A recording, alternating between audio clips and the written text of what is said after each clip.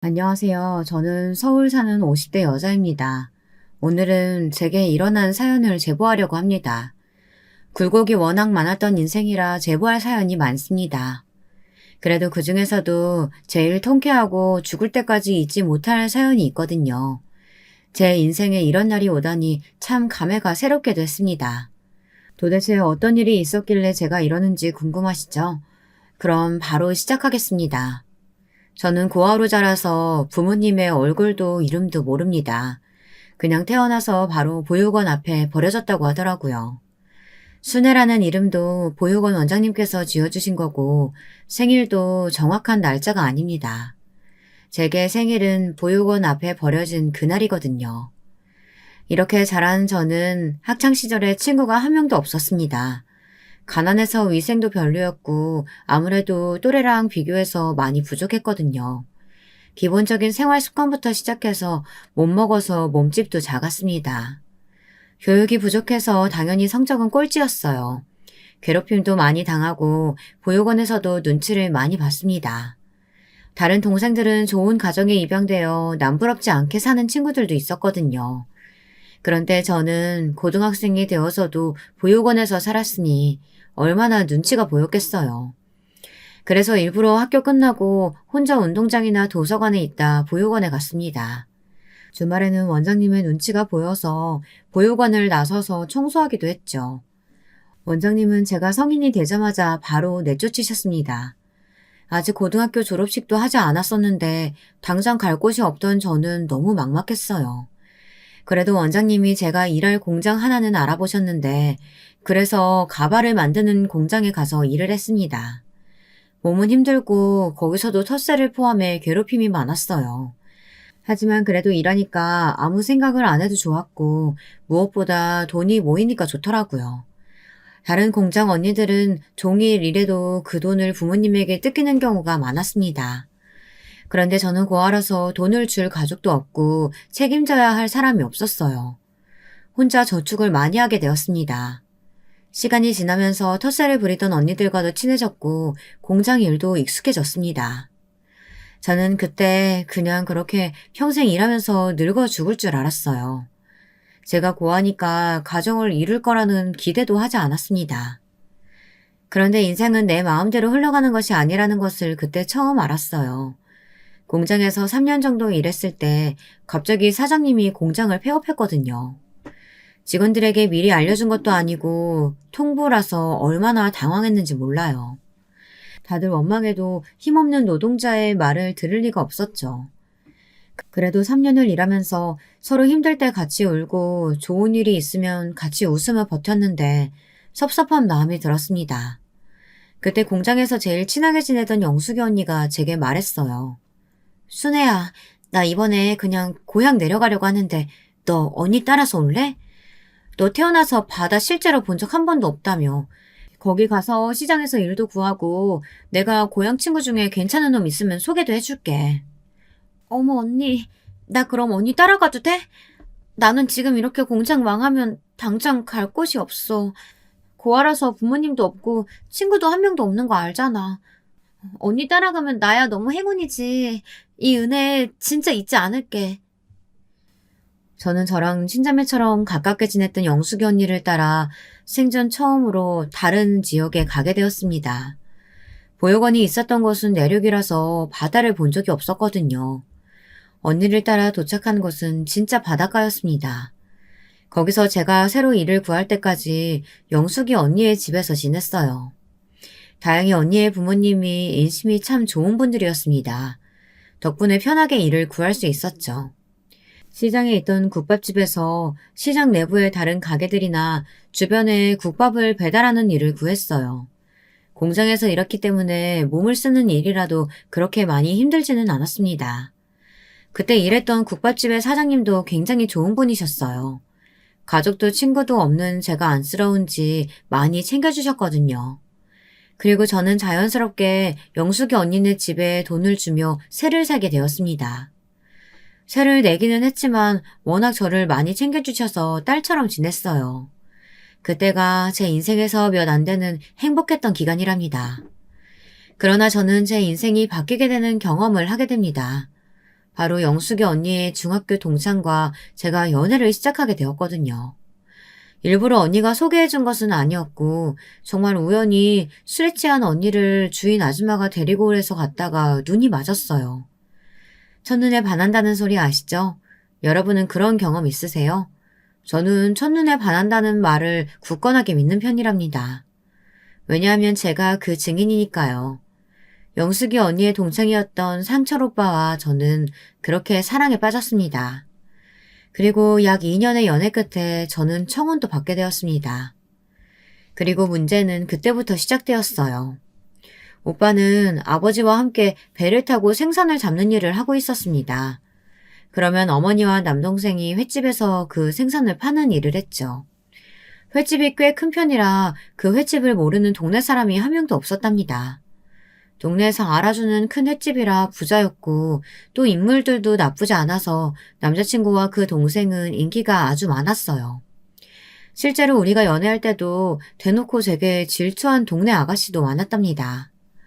고아하다 직업도 별로인 애가 뭐가 좋냐는 말을 눈앞에서 들을 정도였으니까요. 남자친구는 그런 말은 신경 쓰지 말고 오로지 우리 둘의 관계만 집중하라고 했죠. 문제는 제가 청혼 받고 난 뒤 생겼습니다.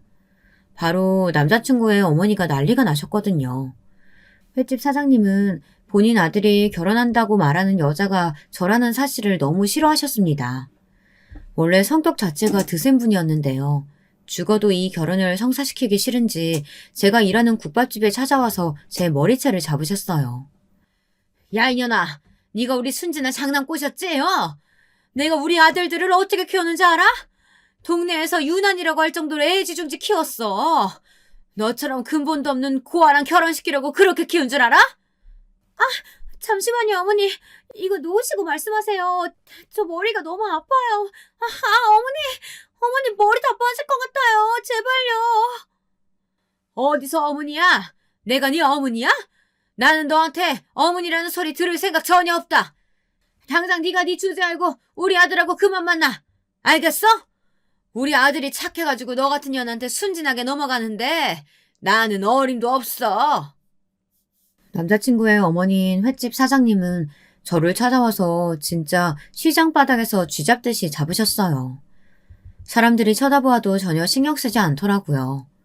오히려 보란듯이 제게 근본도 없는 고아라는 소리를 지르며 머리채를 잡으셨습니다. 국밥집 사장님이 아무리 말려도 횟집 사장님은 덩치가 너무 좋아서 절대 밀리지 않더라고요. 결국 남자 셋이 달려들어 겨우 떼내게 됐습니다. 저는 그날 너무 어이가 없어서 영숙이 언니네 집에 가서 울면서 있었던 일을 말했어요. 그러자 영숙이 언니가 말하길 워낙 유난으로 동네에서 유명했다고 하더라고요. 특히 학생 때는 무슨 일만 생기면 학교에 와서 난리를 쳐 아들들이 외면했을 정도라고 했습니다. 그렇게 나대도 워낙 돈이 많으니까 다들 말을 못했던 거죠. 그 말을 들으니 저는 진지하게 헤어져야 하는 건가 생각했습니다. 그러나 그럴 수가 없었어요. 일단 남자친구와 저는 서로가 첫눈에 반했을 정도로 사이가 매우 좋았습니다. 아무리 횟집 사장님이 반대해도 오히려 우리의 사랑은 굳건해졌죠. 그리고 아주 결정적인 이유가 있었습니다. 바로 제가 임신했기 때문이었어요. 몸이 안 좋아서 병원에 갔더니 임신이라고 하더라고요. 지금과 달리 우리 때는 개인정보 보호라는 개념도 없었고 또 워낙 작은 동네에다 시골이라 소문이 매우 빨랐습니다. 제가 산부인과에서 임신 소식을 듣고 울자 금방 소문이 동네로 퍼졌어요. 결국 횟집 사장님은 또 국밥집에 찾아와서 제 머리채를 잡았습니다. 남자들이 달려들어 말려도 그때는 꿈쩍도 하지 않았습니다. 제가 살면서 들어본 욕 중에 그때 들었던 욕이 제일 살벌했어요. 온갖 쌍욕과 함께 제 몸을 때리는데 그러다 우리 아기를 잃을까봐 얼마나 무서웠는지 모릅니다. 나중에 남자친구와 그 동생이 와서 겨우 말려 풀려날 수 있었어요. 만신창이가 된 저를 보고 남자친구는 미안하다고 엉엉 울었습니다. 그렇게 영숙이 언니의 집에 갔더니 언니는 완전 횟집 사장이 미친 사람이라고 경찰에 신고하자고 하더라고요. 이런 사태를 구해준 사람은 경찰도 아니고 바로 누구였는지 아세요? 남자친구도 아니고 바로 제 시아버지였습니다.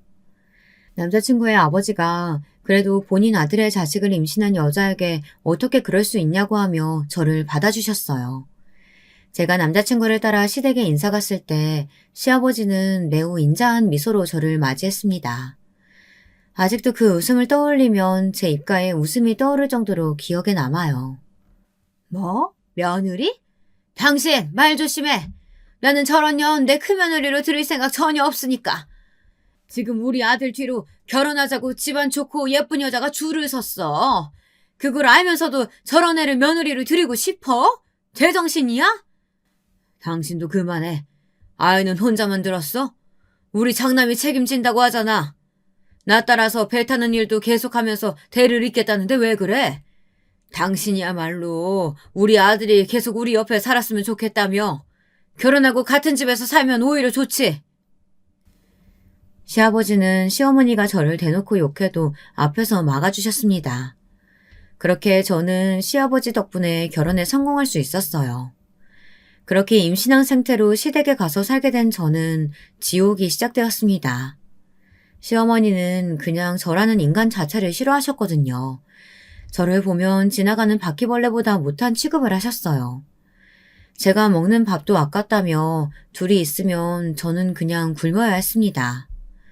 집에서 유일하게 제 편이었던 시아버지와 남편이 배를 타고 나가면 저는 그 시간 동안 내내 시어머니의 구박을 들어야 했습니다. 시어머니는 제가 집안일도 다 하고 횟집에 가서도 모든 일을 다 하길 원하셨어요. 집에 조그만 사탕 껍질이라도 거실 바닥에 있으면 임신한 저를 대문 밖으로 내쫓으셨습니다. 먹을 자격도 없다고 밥도 주지 않으셨어요. 횟집에서도 배가 불러 움직이는 게 힘든데 행동이 느리다고 대놓고 욕하셨어요. 그걸 보다 못한 주방 이모님이 몰래 저를 불러 음식을 먹일 정도였습니다.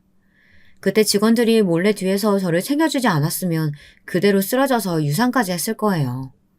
화장실로 불러 제게 과일을 먹이고 시어머니가 잠깐 나간 사이에 밥을 먹여준 직원들에게 아직도 고마운 마음이 있습니다. 제 얼굴만 보면 없는 짜증도 난다고 시어머니는 그냥 제가 눈에 띄는 것을 싫어하셨어요. 그나마 시아버지와 남편이 제 편을 들어주어 버틸 수가 있었습니다. 고아라는 소리는 어릴 때부터 들어 면역이 있었던 상태라 그나마 다행이기도 했죠. 처음으로 얼굴도 이름도 모르는 부모님에게 감사했을 정도였습니다. 제가 만약 조금이라도 사랑을 받았다면 무척 서러웠을 테니까요. 이런 시어머니의 행패는 제가 아이를 낳자 훨씬 심해졌습니다. 왜냐하면 우리 첫째의 성별이 바로 딸이었거든요. 안 그래도 남아 선호 사상이 심하고 본인 아들들을 무척이나 사랑하는 시어머니는 제가 딸을 낳자 대놓고 제게 꺼지라고 하셨습니다. 특히 시아버지와 남편이 없을 때는 저를 보고 뭐라고 하셨는지 아세요? 야 이년아, 그냥 집 나가라니까? 야반도주 하라고! 나는 네가 자고 일어나면 없었으면 좋겠다. 돈 필요해? 내가 줄게, 어? 그러니까 우리 장남 인생 다시 살게 네 딸 데리고 꺼지라고.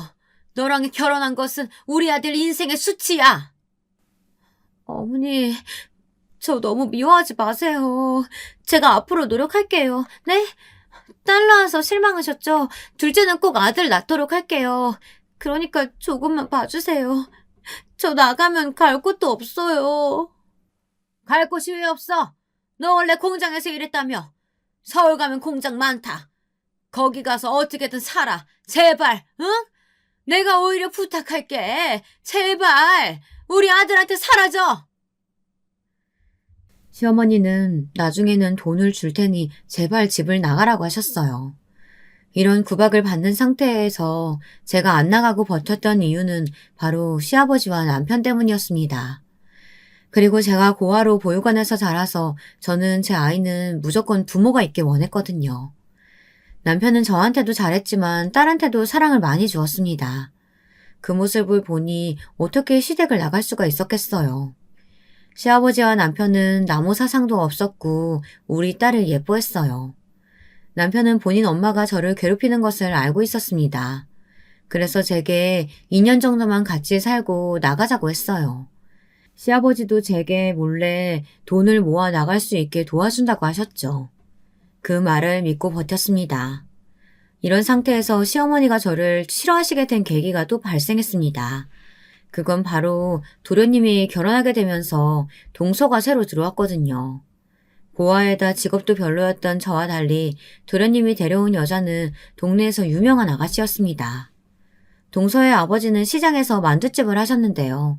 그 가게가 너무 유명해서 사람들이 줄을 서서 사갈 정도였거든요. 당연히 돈이 많았고 시장에서 장사했기 때문에 이미 시어머니와 안면도 있는 상태였죠. 그 집의 딸이 도련님과 결혼한다고 하니 당연히 시어머니는 난리가 나셨습니다. 저는 국밥집까지 와서 머리채를 잡았는데 동서가 들어온다고 하니 직접 옷이며 가방이며 신발이며 사러 다니셨거든요. 그리고 같이 사는 저와 달리 도련님은 결혼하고 좋은 집에 살아야 한다고 부동산을 돌아다니면서 집을 알아보기 시작했습니다. 누가 봐도 입이 귀에 걸린 상태라 다들 한마디씩 건넬 정도였어요. 저는 그런 시어머니를 보며 서운하거나 그러지는 않았고 그냥 제게 관심이 적으신 상태라 오히려 좋았습니다. 그러면서 내심 동서가 들어오면 친자매처럼 지내려고 했어요. 동서는 예쁜 외모에 맞게 꾸미는 것에도 관심이 매우 많았습니다. 매번 볼 때마다 옷이며 머리며 달라진 상태였거든요. 외동이라 사랑을 독차지하며 컸다고 하던데 확실히 그게 눈에도 보일 정도였습니다. 하지만 친해지고 싶었던 제 마음과 달리 동서는 저를 별로 좋아하지 않았어요. 처음부터 제게 쌀쌀맞게 행동해서 상처도 많이 받았습니다. 아마 고아에다 꾸밀 줄 모르는 제가 동서는 창피했나 보더라고요. 영숙이 언니에게 살짝 말하니 원래 부자에다 부족함 없이 자라서 성격이 사납고 자기밖에 모른다고 했습니다. 언니 말을 듣고 생각하기도 했고 또 없이 자라며 눈치가 늘었던 저는 저를 좋아하지 않는 동서를 보고 다가가길 멈추었습니다. 그저 시간이 흘러 빨리 분가할 수 있길 바랬죠. 시어머니는 원래도 동서와 가만히 있는 저를 비교하셨는데 동서가 아이를 낳자 아예 식구들 앞에서 더 비교하기 시작했습니다. 왜냐하면 동서도 저처럼 속도 위반으로 결혼했는데 아이의 성별이 바로 아들이었거든요. 안 그래도 동서를 예뻐하는데 그 동서가 아들을 낳으니 남아 선호 사상이 심한 시어머니는 동서에게 무한 애정을 보이셨어요. 우리 둘째 며느리는 얼굴도 예쁘고 마음씨도 착하니까 하늘에서 감동해가지고 아들 주신 건가 보다. 쟤처럼 근본도 없는 사람은 삼시날매가 딱 알아보거든. 아이고 우리 손자 너무 예쁘다. 나는 우리 순자가 우는 소리만 들으면 자다가도 웃음이 막 나와. 시어머니는 우리 딸이 울면 시끄럽다고 저를 대문 밖으로 내쫓기도 하셨거든요. 그런데 시조카가 울 때는 우는 모습이 너무 예쁘다고 좋아하셨어요. 시어머니와 동서는 둘이 그들만의 세상에 빠져 있었습니다. 또 동서의 집에서 우리 시댁에 선물을 많이 보냈거든요.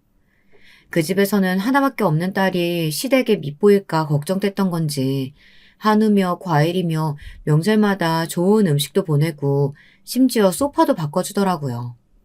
그러면 시어머니는 또 소파에 누울 때마다 동서의 친정 칭찬을 그렇게 하셨습니다. 동서와 둘이 웃으면서 이야기하면 저는 옆에서 아이를 업고 걸레질을 하며 방을 쓸었죠. 제가 깎아준 사과를 먹으면서 동서는 은근히 저를 돌려서 욕하기도 했습니다. 그러면 시어머니는 그 말을 들으며 배를 잡고 깔깔댔어요. 저는 그걸 다 들으면서도 말할 수가 없어 그저 조용히 화장실에서 울었던 기억이 납니다. 사실 이렇게 된 이유가 하나 있기는 했어요. 동서는 제게 그렇게 호의적이진 않았어도 대놓고 욕하지는 않았었는데요. 어떤 사건이 발생한 이후로 저렇게 변했거든요. 그 사건은 아직도 억울해서 자다가도 눈이 번쩍 뜨일 정도랍니다. 그날은 동서가 시조카를 데리고 시댁에 놀러왔던 날이었습니다. 횟집이 아직 영업하기 전이었고 집에는 남자들은 없고 오로지 시어머니와 저 그리고 제 첫째 아이 시조카 이렇게 있었어요.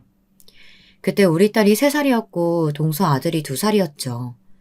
동서가 온다는 말에 저는 그날도 새벽부터 일어나서 집을 쓸고 닦고 혼자 음식을 준비했습니다.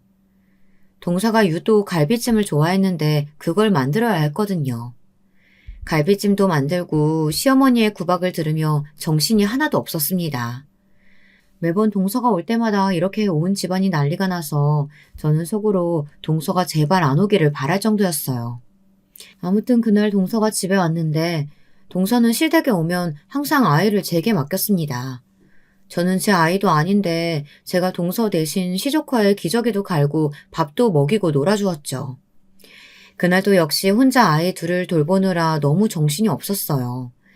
아이를 키워보신 분들은 아실 텐데 전 아이 때 아이들을 돌보면 뭐가 뭔지 하나도 몰라요. 그냥 너무 정신사납고 힘들고 이 시간이 빨리 지나갔으면 좋겠거든요. 사건은 동서가 집에 갈 때 발생했습니다. 갑자기 동서가 제게 표독스러운 표정으로 다가오더니 제 앞치마를 뒤지기 시작했습니다. 그러더니 거기서 반지 하나를 꺼냈어요. 형님, 이거 제 결혼 반지잖아요. 이게 왜 형님 앞치마 주머니에 있어요? 이거 지금 훔치려고 하신 거예요? 어떻게 이러실 수가 있어요? 어머니, 저 이러면 다시는 시댁 못 와요. 이게 말이 된다고 생각하세요? 어, 어, 아까 그거 내가 윤철이 돌보다가 주머니 안에 들어갔나 보다. 아까 윤철이가 동서 반지랑 스카프랑 입에 물고 있더라고. 동서 오해하지 마. 내가 설마 동서 물건을 훔치겠어? 여기 시댁이잖아. 내가 어떻게 할 수 있는 위치가 아니고. 그건 형님 사정이고요. 제가 그 말을 어떻게 믿어요? 제가 윤철이 봐달라고 했지. 언제 윤철이 손에 있는 반지랑 스카프 형님이 훔쳐가라고 했어요? 진짜 어이가 없네. 말이 되는 변명을 하세요. 동서는 제가 도둑이라고 몰아가기 시작했습니다.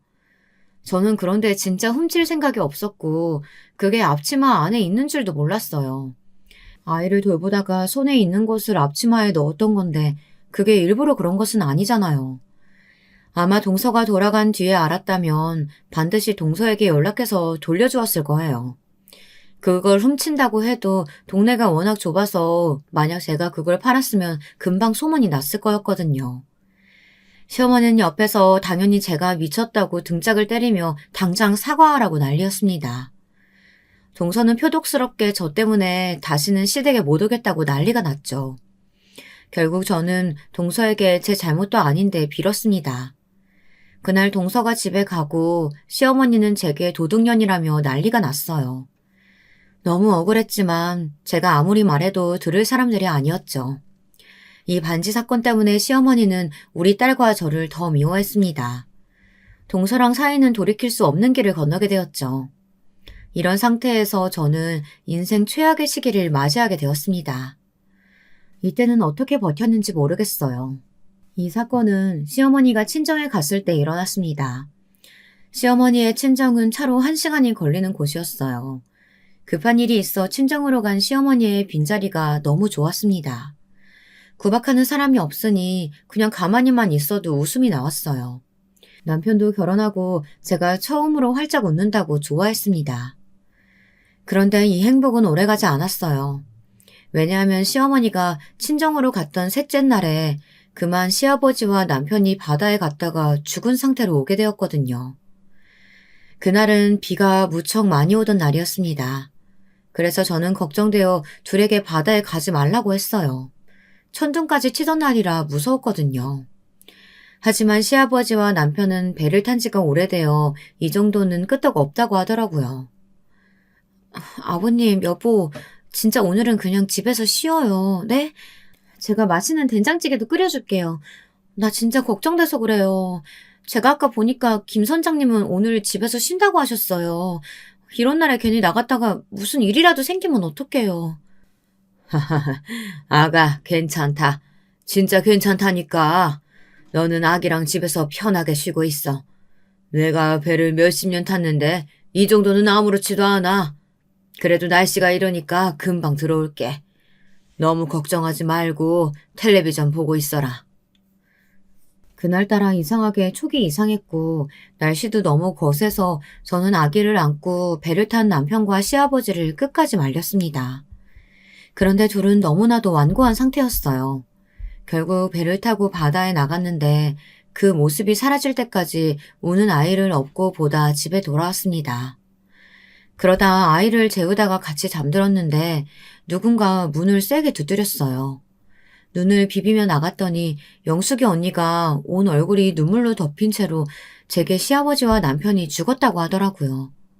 순간 소름이 돋으며 현실을 믿을 수가 없었습니다. 영숙 언니는 집에 와 우리 아이를 대신 안고 저를 끌고 선착장으로 향했어요. 거기에 갔더니 진짜 둘의 시체가 나란히 바닥에 있었어요. 저는 죽은 남편과 시아버지를 보고 눈물도 나오지 않았습니다. 아마 현실이 믿기지 않아서 그랬던 것 같아요. 그 뒤로 무슨 정신으로 시어머니에게 연락했고 장례식을 치렀는지 모릅니다. 장례식 때 시어머니가 제게 죽일년이라고 말하면서 때렸던 것이 얼핏 기억이 나요. 그냥 멍한 상태로 계속해서 허공을 바라봤던 것 같습니다. 진짜 그냥 꿈을 꾸는 기분이었고 현실이라고 믿을 수가 없었거든요. 서방님도 제게 와서 왜 말리지 않았느냐고 소리를 질렀죠. 분명히 말렸는데 억울한 마음도 들지 않았습니다. 그저 이게 현실이 아니길 바라고 바랬어요. 그러나 현실은 현실이더라고요. 그렇게 저는 유일하게 제 편이었던 시아버지와 남편을 떠나보내게 되었습니다. 영숙 언니는 그런 제게 그냥 시댁을 떠나 혼자 아이를 키우라고 하더라고요. 하지만 그럴 수가 없었어요. 왜냐하면 그때 제 배에 둘째가 있었던 상태였거든요. 혼자 둘을 키울 자신도 없었고 또 이상한 죄책감이 저를 감싸고 있었습니다. 형수님, 제가 배랑 횟집은 다 정리했어요. 아내랑 저는 알아서 살 테니까 형수님은 적어도 양심이 있다면 우리 어머니 모시고 살아요. 알겠어요? 우리 엄마 저렇게 미쳐버린 거 다 형수님 때문이잖아요. 형수님이 집에서 우리 아버지랑 형을 제대로 말렸다면 이 사단 안 일어났어요. 사고가 나고 서방님은 대놓고 저를 원망했습니다. 동서는 그렇게 시댁에 자주 와서 시어머니와 시간을 보냈는데 사고가 난 후에는 얼굴도 비치지 않았어요. 예의상 안부 연락도 하지 않았습니다. 그런 동서를 이해할 수는 있었어요. 왜냐하면 시어머니는 사고가 나고 완전히 정신이 나가버렸거든요. 시어머니는 시아버지와 남편이 죽은 것을 인정하지 않았습니다. 제게 매일 아침 시아버지와 남편이 배를 타고 바다에 가야 하니 도시락을 만들라고 하셨어요. 제가 만들지 않으면 나쁜 년이라고 욕하며 소리를 질렀습니다. 그리고 도시락을 만들면 그걸 또 저보고 배에 가져다 놓으라고 했어요. 배는 이미 서방님이 마음대로 처분한 뒤라 잊지도 않았습니다. 시어머니가 저런 상태니까 횟집은 당연히 운영할 수가 없었어요. 제 의견은 듣지도 않고 서방님이 일방적으로 가게를 정리하고 1원도 주지 않았습니다. 저도 정신이 없어서 그때는 돈을 달라고 말하지 않았어요. 시어머니는 저렇게 시아버지와 남편이 살아있는 것처럼 행동하다가도 어느 날은 멀쩡히 정신이 돌아왔습니다. 정신이 돌아오면 제게 쌍욕을 퍼부으며 본인 남편과 장남을 살려내라고 난리를 쳤어요. 문제는 저한테만 그러는 것이 아니고 우리 딸한테도 미친 행동을 하기 시작했습니다. 어느 날은 제가 집안일을 하느라 시어머니를 신경 쓰지 않고 있었는데 집을 둘러보니 시어머니와 우리 딸이 없더라고요. 순간 촉이 이상해서 집안을 뒤졌는데 둘은 아예 밖으로 나간 것 같았습니다. 불길한 마음에 임신 막달인 몸을 이끌고 밖으로 나갔더니 시어머니가 글쎄 우리 딸을 바다에 던지려고 하는 거예요. 주위에서 사람들이 말려서 그나마 딸은 목숨을 유지할 수 있었습니다.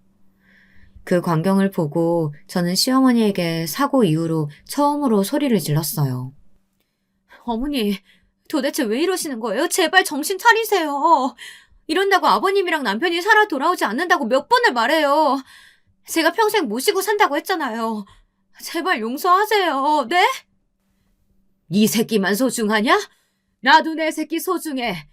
옛말에 어린아이를 바다에 던지면 바다에 사는 신이 앗아간 목숨을 돌려준다고 했어. 나는 내 새끼랑 내 남편 보고 싶단 말이야. 시어머니는 우리 딸을 바다에 던지면 시아버지와 남편이 되돌아온다고 믿더라고요.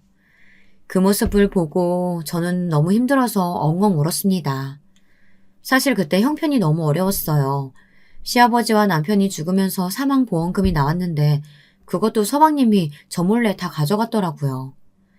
당장 생활비가 없어서 서방님 집으로 가면 동서가 매우 쌀쌀맞게 대했습니다. 그러면서 배랑 가게도 본인들이 정리해서 다 돈을 가져갔는데 우리에게 줄 돈이 없다고 하더라고요. 시아버지가 워낙 인맥이 넓어서 장례식장에 많은 사람들이 왔는데 받은 부의금도 없다고 했습니다.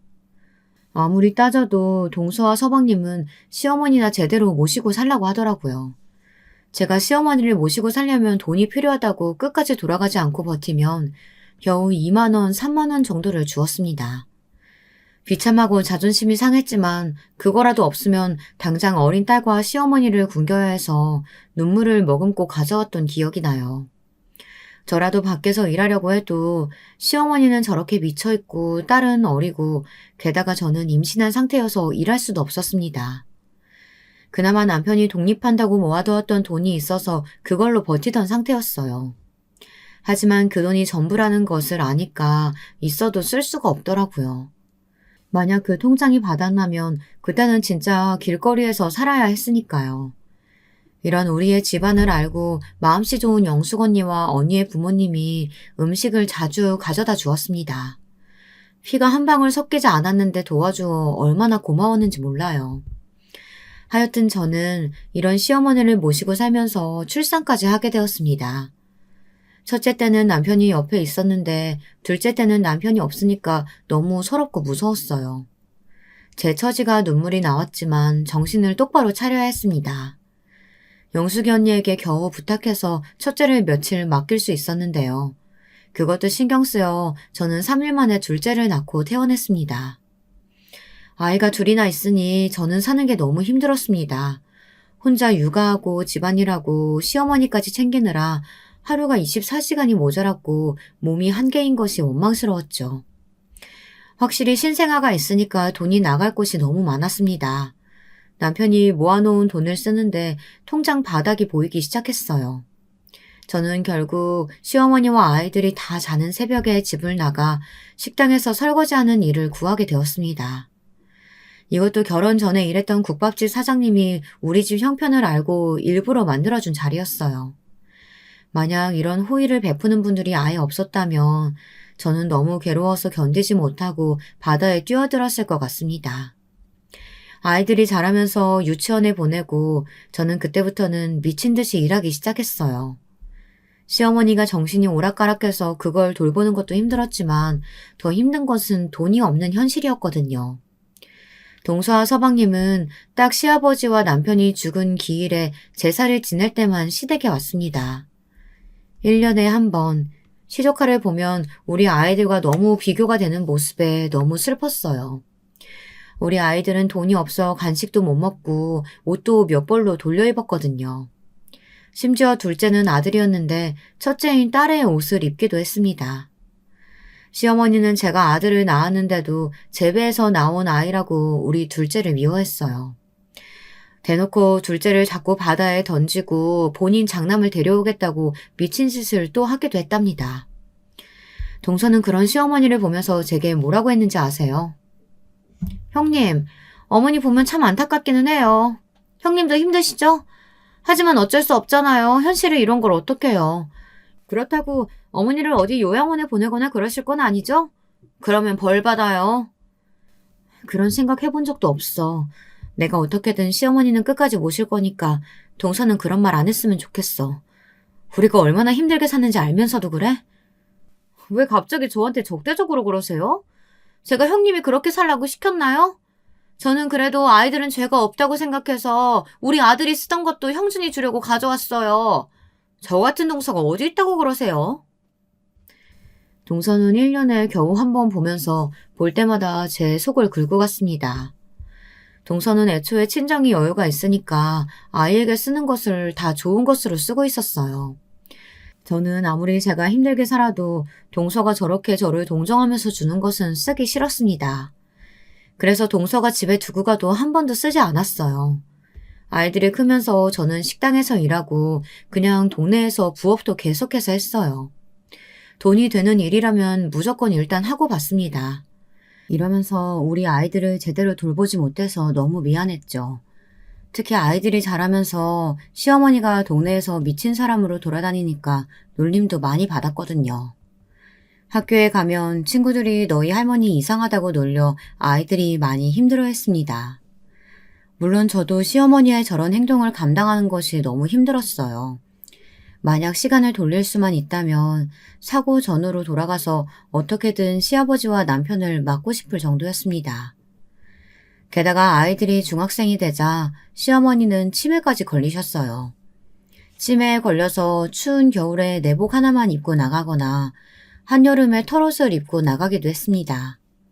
시어머니는 치매에 걸리자 집 밖을 그렇게 나가셨는데요. 나가서 자꾸 동네 주민들에게 시비를 걸었어요. 아, 너희 시어머니 때문에 네가 마음고생 장난 아니겠다. 진짜 나는 하루도 못 버틸 것 같아. 제일 최악은 바로 너희 시동생하고 동서야. 시동생은 특히 본인 엄마가 저런 상태면서 어떻게 나 몰라라 할 수가 있어? 언니, 말도 마. 나는 이제 포기했어. 저게 사람인가 싶다니까. 본인 엄마를 저렇게 방치하는 게 말이 되냐고. 나는 그래서 이제 오죽하면 저런 미친 시어머니가 안쓰러울 지경이야. 그렇게 아들들을 사랑했는데 버림받았잖아.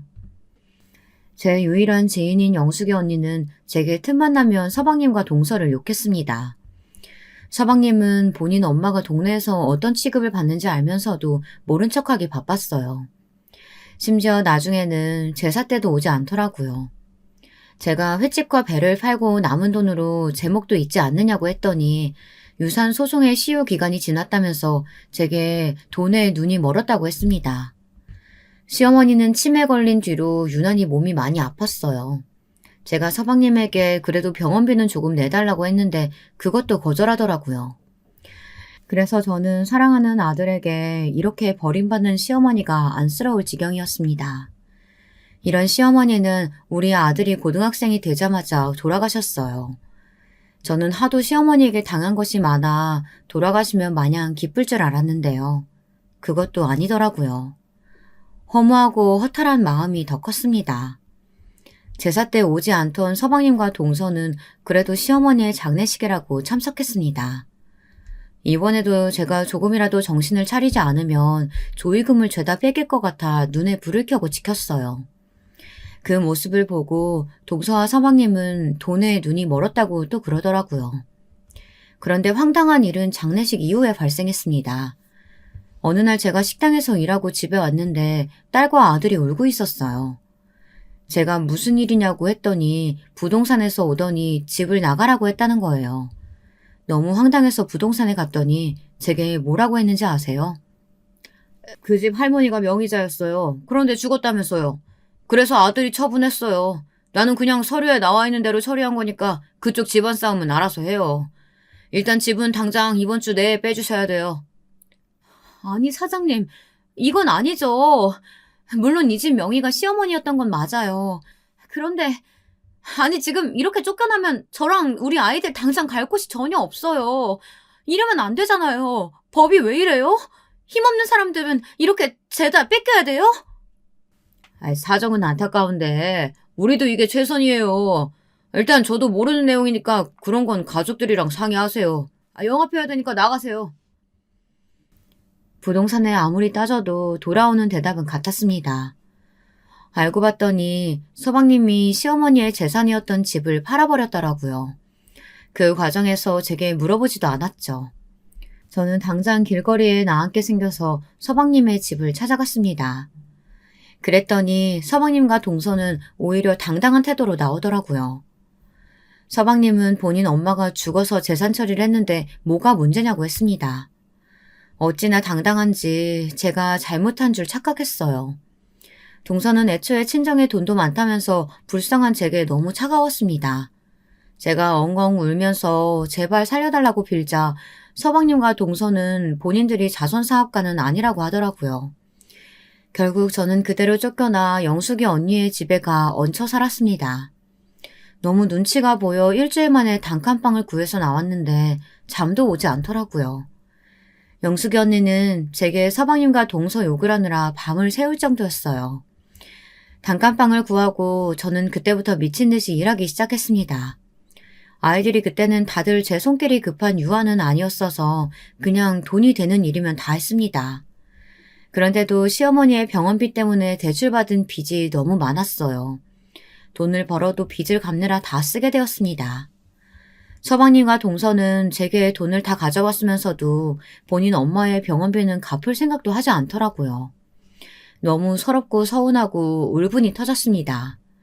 제일 슬펐던 것은 이런 상황에서 제가 할 수 있는 게 아무것도 없다는 거였어요. 변호사를 선임해서 고소하는 것도 시간이나 돈이 있는 사람이 가능하잖아요. 저는 당장 하루라도 일하지 않으면 먹고 살 수가 없으니 그런 것을 할 수도 없었습니다. 서방님과 동서는 시댁 집을 팔아 가게 하나를 열었어요. 시장 안에 아주 큰 고깃집을 열고 운영했습니다.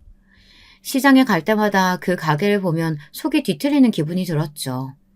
제가 할 수 있는 일이 아무것도 없다는 사실이 너무 슬펐습니다. 이러다가 사건이 하나 발생하게 되었어요. 이 사건은 우리 가족에게 절대 잊지 못할 사건이랍니다. 우리 아들은 굉장히 순하고 의젓한 아들인데요. 제 속을 썩인 적이 한 번도 없습니다. 태어나서 아빠가 있던 시절도 없어서 제게 아픈 손가락이었죠. 불우한 환경에도 엄마인 저랑 누나를 얼마나 챙겼는지 몰라요. 순수하고 착한 아이라서 항상 제 버팀목이었답니다. 이런 아들이 어느 날 표정이 너무 어두웠어요. 무슨 일 있냐고 물어도 아무 일 없다고 하더라고요. 급하게 딸에게 물었더니 딸이 제게 말했습니다. 학교에서 수학여행 간다는데 우리가 형편이 어려우니까 못 간다고 선생님께 말했대. 그런데 선생님이 전교에서 제 한 명만 수학여행에 불참한다고 하셨나 봐. 그게 사실이기도 하고. 그래서 최대한 가는 쪽으로 엄마 설득하라고 했는데 애가 그걸 말 못하는 거야. 저는 딸의 말을 듣고 너무 슬퍼서 눈물이 나오더라고요. 아들은 혼자만 수학여행을 못 가니까 가고 싶어 한다고 했습니다. 그런데 그때 우리 집 형편이 너무 어려워서 어려운 상태였어요. 제가 아무리 돈을 벌어도 대출을 갚고 월세를 내고 애들 먹을 최소한의 끼니를 챙기면 남는 돈이 없었습니다. 남는 돈이 아니고 아예 부족해서 월말에는 저는 아예 끼니를 굶는 상태였어요.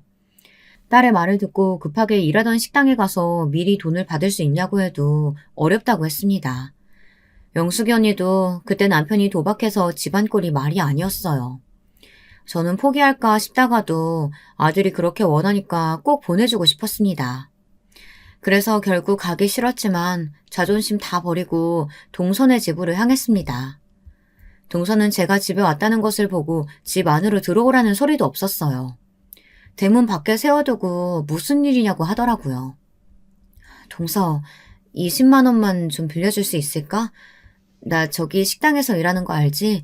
월급 받으면 동서한테 바로 줄게. 아들 수학여행비가 부족해서 그래. 내가 돈 안 받고 동선에 가서 설거지하고 힘든 일 다 할게. 어떻게 안 될까? 싫어요. 그리고 우리도 형편 어려워요. 형님은 그렇게 돈에 눈이 멀었으면서 20만 원도 없어요? 있어도 못 주니까 가세요. 동서는 여유로운 친정과 잘 나가는 가게 때문에 돈이 많아 전원주택에서 살고 있었어요.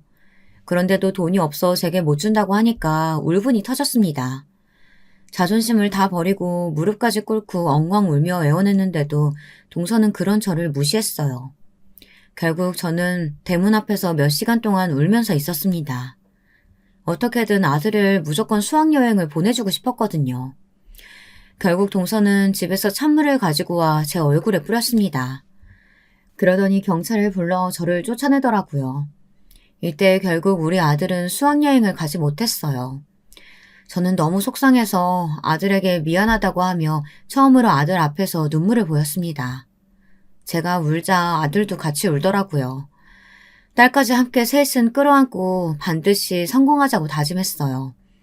저도 더 이상 이렇게 살고 싶지 않더라고요.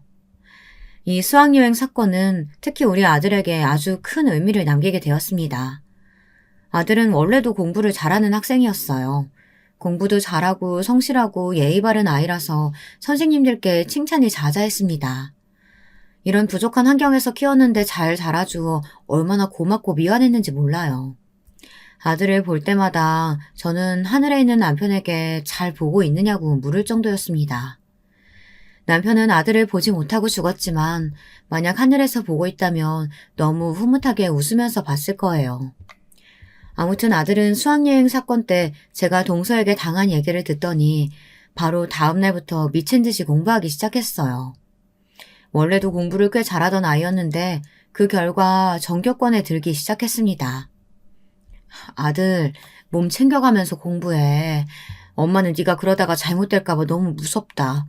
밥도 먹고 잠도 자면서 공부해야지. 이러다 쓰러지면 어떡해.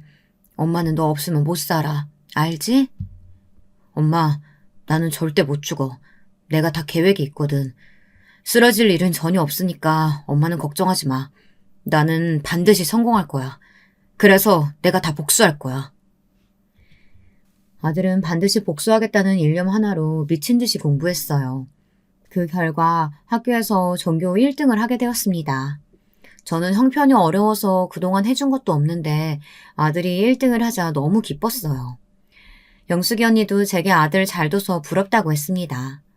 학교에 진학 상담을 하러 갔더니 아들은 서울대에 갈 성적이 된다고 하더라고요. 믿을 수 없어서 몇 번을 물어봤는지 모릅니다.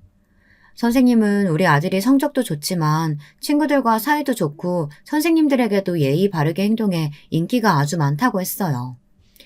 그 말을 듣고 저는 마치 하늘을 나는 기분이 들었습니다.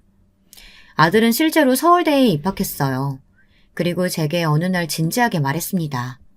본인은 반드시 검사나 변호사가 되겠다고 했어요. 저는 아들의 그런 말을 듣기만 해도 좋더라고요. 아들은 대학생이 되어서도 놀지 않았어요. 오히려 고등학생 때보다 더 열심히 공부했습니다. 그리고 마침내 진짜로 본인이 그렇게 되고 싶어 했던 검사가 되었어요. 그리고 그때부터 미친 복수가 시작되었습니다. 아들이 검사가 되자 동네는 난리가 났습니다. 우리 가족이 워낙 사건이 많아 동네에서 다들 사정을 알고 있었거든요. 여유로운 부자였다가 단칸방에 살게 된 이후 동네에서 저를 불쌍한 눈으로 보는 동정의 눈이 얼마나 많았는지 모릅니다. 그때마다 비참하고 슬펐지만 일부러 더 열심히 일했던 기억이 나요. 아무튼 그런 집에서 검사가 나오니까 제가 지나갈 때마다 동네 주민들이 저를 붙잡고 축하한다는 말을 건넸습니다. 그리고 아들은 수학여행비를 안 주고 인연을 끄는 동선의 집안을 짓밟기 시작했어요. 형님, 제가 죄송해요. 그동안 우리가 잘못했어요. 그러니까 제발 가게 영업 제대로 하게 해주세요. 네? 이러다 우리 진짜 망해요. 죄송해요. 남편 지금 쓰러졌어요. 어느 날 동서가 엉엉 울며 저를 찾아왔습니다. 얘기를 들어봤더니 아들이 동선의 가게를 미친 듯이 털었다고 하더라고요. 하나부터 10까지 제가 되는 종목을 다 잡았다고 해요. 또 동서 가게가 잘 되면서 온갖 불법적인 일을 다 했거든요. 외국인 노동자들을 불법으로 채용하고 또 직원들 월급이나 이런 것도 꼼수를 썼다고 합니다. 동선의 가게에 유통되는 재료도 다 조사하고 그러니까 차츰 동선의 가게는 망하기 시작했어요. 조금이라도 연관되는 사람들을 죄다 소환해서 조사했거든요. 이러자 동선의 가게는 거래처가 다 끊겼고 소문이 나서 손님들도 더 찾지 않게 되었습니다. 그러자 서방님은 충격을 받고 쓰러지기까지 했죠. 이런 모습을 보고 딸은 제게 절대 용서하지 말라고 하더라고요. 어차피 저는 그렇게 착한 성격도 아니라서 죽어도 용서할 마음은 없었어요. 특히 저를 미친 듯이 괴롭히고 또 가장 어려울 때 외면했던 동서는 아들이 더 강하게 복수하길 바랬습니다. 결국 동서는 횡령과 사기 그리고 온갖 자잘한 불법까지 다 걸려서 가게를 접게 되었어요. 그리고 서방님은 교도소까지 들어가게 되었습니다. 그 과정을 옆에서 보면서 얼마나 통쾌했는지 몰라요. 아들은 본인이 이렇게 행동하고 싶어서 미친 듯이 공부했다고 하더라고요. 서방님이 교도소에 가고 동선의 집안이 망하는 것을 보고 저는 미련 없이 그 지역을 떠나 서울에 정착했어요. 그래서 지금은 아들 덕분에 제가 호강하면서 살고 있답니다. 요즘은 가끔 과거에 있었던 일들이 믿기지 않아요. 너무 힘들어서 생각하고 싶지도 않은 마음도 있습니다. 아무튼 이런 일들이 다 지나가고 저는 남편과 시아버지가 그렇게 보고 싶었어요. 우리 아들의 울음소리도 듣지 못하고 하늘로 갔지만 하늘에서 얼마나 뿌듯하게 보고 있을까요? 여러분, 제가 준비한 사연은 여기까지입니다. 다들 재미있게 들으셨다면 다행이에요. 저는 앞으로 남은 인생은 딸과 아들과 서울에서 행복하게 살려고 합니다. 남편과 시아버지 몫까지 열심히 살려고 해요. 제 사연 들어주셔서 진심으로 감사합니다. 여러분, 다들 행복하세요. 여러분, 두 번째 사연 시작하기 전에 좋아요, 구독 꼭 눌러주실 거죠? 그럼 두 번째 사연 바로 시작합니다. 안녕하세요. 너무 서러워 하소연할 곳이 없어 여기에다가라도 익명으로 제 사연을 남겨봅니다. 사는 게 어찌 이런 벼랑 끝에 매달려 있는 것 같은지 모르겠습니다. 참으로 허망하고 절망스러워 이대로 나뭇가지를 놔버려도 될까 생각하지만 그럼에도 하루하루 연명하듯 살아가고 있는 늙은이입니다. 모든 게 저의 죄였다면 죄였을까요? 부디 힘없는 늙은이의 하소연을 끝까지 들어주시면 좋겠습니다. 저는 어렸을 적 바닷가 근처 마을에서 새 오빠들과 함께 자랐습니다. 제가 집안의 막내였고 오빠들과는 터울이 많이 난지라 저를 퍽 귀여워해 주었어요. 물론 지금은 세상을 다 떠난 분들이시지만 그 당시 어린 시절 추억을 생각하면 참 가슴이 많이 애립니다. 아버지는 전국을 돌며 일을 하시는 분인지라 얼굴 보기 쉽지 않았지만 그래도 한 번씩 육지 냄새를 묻혀오는 아버지의 품이 그리도 따스할 수가 없었어요. 아버지가 그러시는 동안 어머니는 간단히 소일거리라시며 저희 사남매를 키우셨어요.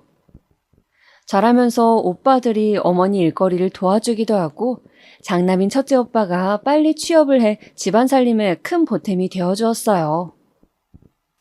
그런데 큰오빠는 사실 몸 한쪽이 불편했어요. 어린 시절에 소아마비를 앓고 나서 그 후유증으로 다리 한쪽이 틀어지신 게지요. 변형이 왔다고 해야 하나요? 저는 잘 기억이 안 나지만 오빠가 소아마비를 앓았을 적 어머니가 오빠를 업고 한약방이라면 한약방, 병원을 모두 옮겨 다니셨대요. 그 덕분인지 다행히 목숨은 건졌지만 오빠는 후유증으로 늘 절뚝거리며 걸었는데 동네 아이들은 고세를 못 참고 오빠를 향해 다리 병신이다, 다리 병신이 지나간다 하고 놀리곤 했어요. 저는 말 못하고 그걸 묵묵히 참고 있는 오빠가 불쌍하고 가여웠고요. 근데도 오빠는 그저 바보처럼 웃으며 괜찮아, 얼른 집에 가서 어머니 도와드리자 하고 제 손을 잡고 집으로 가시곤 했어요. 오빠는 화도 안 나? 쟤네들이 저러는데 내가 확 혼내줄까? 아니야, 오빠는 화나는 거 없어. 오히려 다리가 이 정도라도 되니 걸을 수 있어 다행이지. 동네 아이들이 돌을 던져 다리 한쪽이 깨지고 돌아와도 슬픈 기색 없이 늘 이렇게 말하던 오빠. 오빤 제겐 정말 바보같이 착한 오빠였어요. 먹을 게 별로 없던 집안에서도 늘 저 먼저 먹으라며 챙겨주고 동생들 힘든 거 없는지 살펴주고 그런 오빠의 모습을 좋게 본 가게 사장님이 다행히 오빠를 취직시켜 주신 거죠. 착한 사람은 어떻게든 복을 받는다고 저는 그 믿음을 오빠를 통해 배웠어요. 자라나는 동안 저는 꽤 말괄량이에 그저 뛰어다니고 노는 거 좋아하는 계집애였는데요. 오빠들은 그런 제게 공부를 해야 한다고 말했어요. 특히 둘째 오빠가 잔소리꾼이었는데요. 누굴 닮았는지 모르겠지만 둘째 오빠는 제가 뭐 조금만 잘못해도 엄하게 혼을 내곤 했어요. 그리곤 학생이면 공부라는 본분에 충실해야 한다고 저를 어떻게든 책상 앞으로 앉히곤 했죠. 오빠, 난 세상에서 공부하는 게 제일 싫어요. 안 할래. 너 공부 안 하면 뭐 할 건데? 학교에서 숙제 내준 거 펴봐. 얼른 안 해?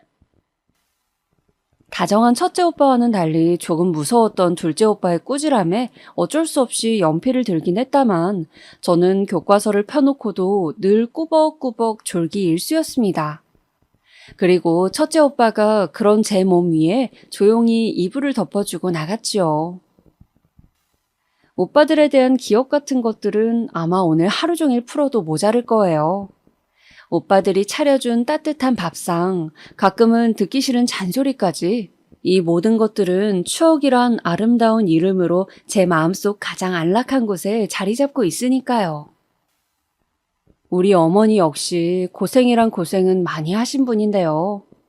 우리 사남매 우애가 좋아 자신은 별로 힘든 게 없다 말씀하신 분이지만 어찌 그 삶이 쉬우셨겠어요. 홀로 자식 넷을 낳고 남편은 타지에 나가 돈을 벌고 기댈 곳은 본인밖에 없으셨을 텐데 지금에야 어머니 마음을 다 이해하지만 그때 전 너무도 어려 그런 것들을 미처 헤아리지 못했습니다.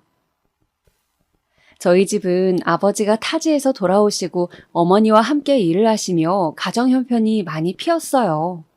또 오빠들이 줄줄이 취업하고 돈을 버니 집안에 먹을 것들이 넘쳐났죠. 그게 저는 너무도 좋았어요. 국민학교 졸업하고 중학교에 입학할 당시엔 저희 집이 꽤 잘 산다는 소문이 났던지라 아이들 사이에서도 어깨가 으쓱거렸죠. 정이야, 맛있겠다. 나 한 입만 주면 안 돼? 나도. 정이 부럽다. 넌 맨날 이런 거 먹고 사는 거야? 우와. 가끔씩 아이들이 계란이며 햄이 들어간 제 도시락을 탐낼 때도 있었는데 그럴 때면 선심 쓰듯 한 입 주며 유복해진 형편을 즐기고는 했습니다. 그러나 집안이 흥하는 것도 망하는 것도 한순간이더군요. 사건의 발단은 저희 큰오빠였어요. 큰오빠가 가게에서 공장으로 일자리를 옮겼는데 큰오빠 말로는 사무직이고 기계를 만지는 일이 아니라 할 수 있는 거라 했어요. 근데 어느 날 오빠와 같이 일하는 동료가 집 문을 두드리더군요. 나가보니 오빠의 다리가 기계에 끼어 급하게 빼내긴 했지만 상태가 너무 심각해 병원으로 이송 중이라고 하더군요. 아이고, 어째 이런 일이. 어머니는 그 자리에서 바로 주저앉아 오열을 하셨고 아버지는 헐레벌떡 저와 함께 병원으로 뛰어들어갔습니다. 하지만 마주한 오빠의 상태는 정말이지 처참했습니다. 소아마비 후유증을 앓고 있던 그 절뚝이 다리, 그 다리가 완전히 망가져 있더군요. 수술을 받아야 한다 했지만 의사도 장담하지 못한다고 했습니다. 우리 장남 어찌하면 좋아요, 여보. 정이야, 어찌하면 좋으니? 어머니는 애간장이 끓듯 목을 놓아 우셨고 저는 오늘 아침까지만 해도 해맑게 웃으며 공장으로 출근하던 오빠가 생각이 나 울음을 멈출 수 없었습니다. 수술을 끝마친 오빠는 의식이 없었지만 다리를 잃은 꿈을 꾸기라도 하는 건지 자면서도 눈물을 보였습니다.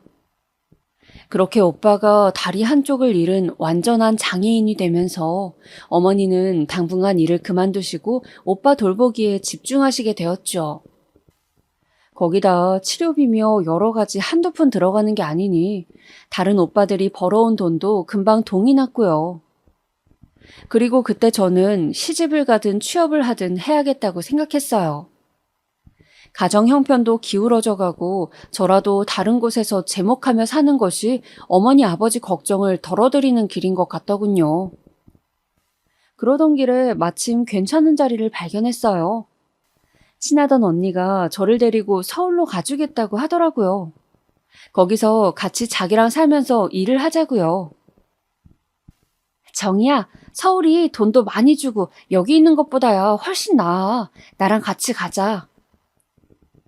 늘 서울을 동경하던 언니였는데 언니는 저를 꼭 데리고 가고 싶어 했어요.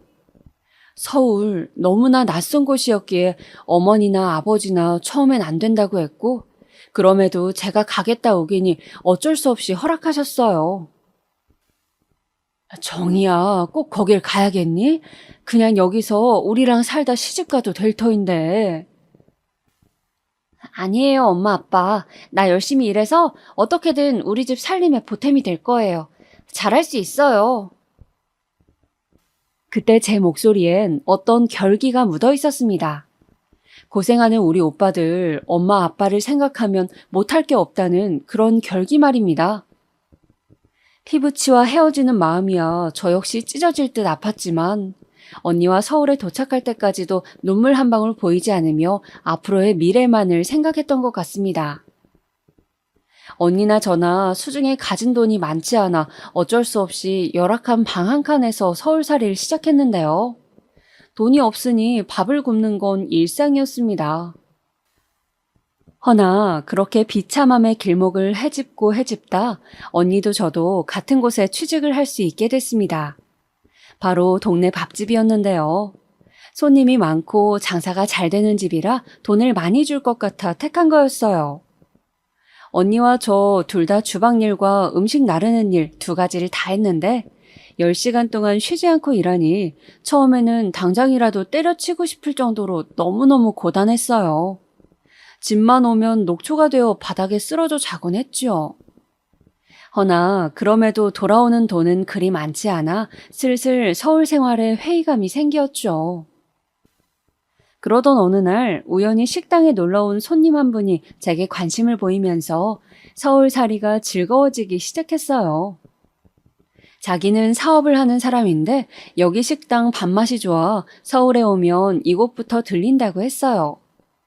가게를 끝날 때쯤 아주 늦은 시간에 와 밥을 먹고 갔는데 그러다 보니 가끔은 저와 이런저런 이야기를 할 수 있었죠. 저희는 보통 고향 이야기를 많이 했어요. 정희 씨는 고향 그립지 않아요? 나는 나주가 고향인데 요즘은 고향 생각이 참 많이 나요. 어머니 아버지도 그립고. 고향이 나주예요? 저도 그래요. 근데 내려갈 수도 없고 그냥 가끔 가다 사진 한번 보고 그러는 게 전부지요. 그 사람은 옷차림이나 말하는 거나 좀 달랐어요. 사업하는 사람이라 그런지 말투나 가벼운 행동 같은 것들도 무척 세련되어 보였고요. 나와 다른 세계 사람 같아 그런지 슬슬 어떤 사람인지 궁금해지더라고요. 근데 이런 제 관심을 알아차렸는지 그 사람은 언젠가부터 제게만 따로 팁이라며 돈을 주고 갔고 어느 순간에 이미 우리는 결혼을 약속하는 사이가 되어 있었죠. 결혼을 할 때서야 정말 오랜만에 친정 식구들을 만났는데 정말 몇 시간 내내 이야기꽃을 피웠던 것 같아요.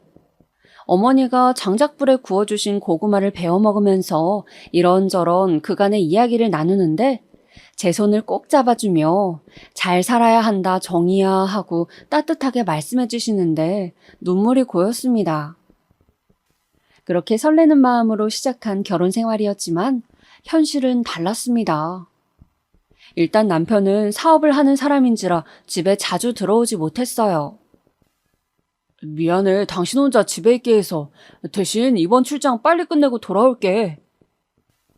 알았어요. 난 괜찮으니 여보 몸 조심해요.